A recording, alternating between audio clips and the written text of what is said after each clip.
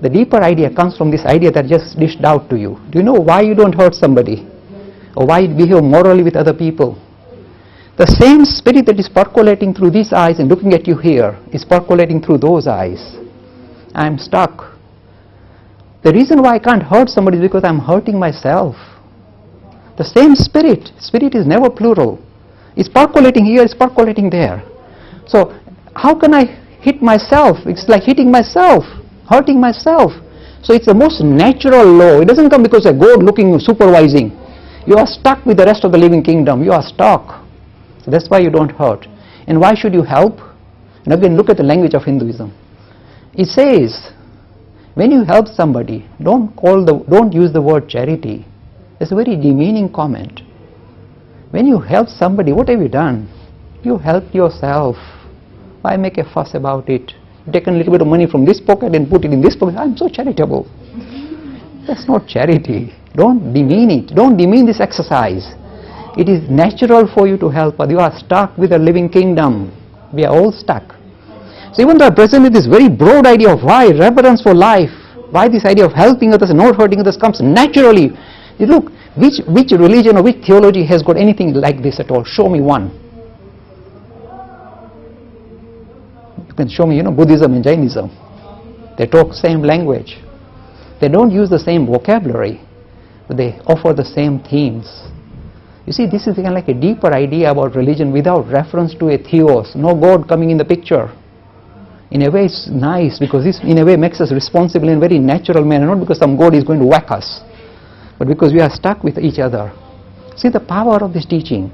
And when you present this kind of broad vision to suppose you are doing social sciences, and social sciences they'll tell you, look, religions are just a ploy.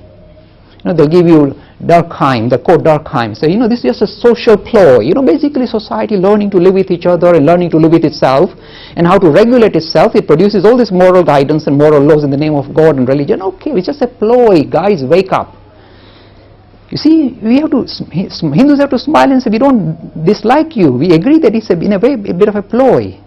At the same time, there is one trump card that religion has which social science doesn't have. Let me show you the trump card. At best, social sciences will teach us how we can learn to live with each other. That means, look, I will not step on your toes, you don't step on my toes, let's sign an agreement. At best it will tell you how to do commerce with each other or between us as a whole group. How to do commerce so that we can coexist in a peaceful manner. That's all we can do as a social science. And the aim of social science is to teach you how to tweak the knobs. How to adjust the law, how to adjust this and that particular features, how to become more egalitarian, and how to make sure that we can live peacefully because we are just being fair to everybody, so that everybody is kept in their place and things work out well. So they teach you how to tweak the knobs of controlling society.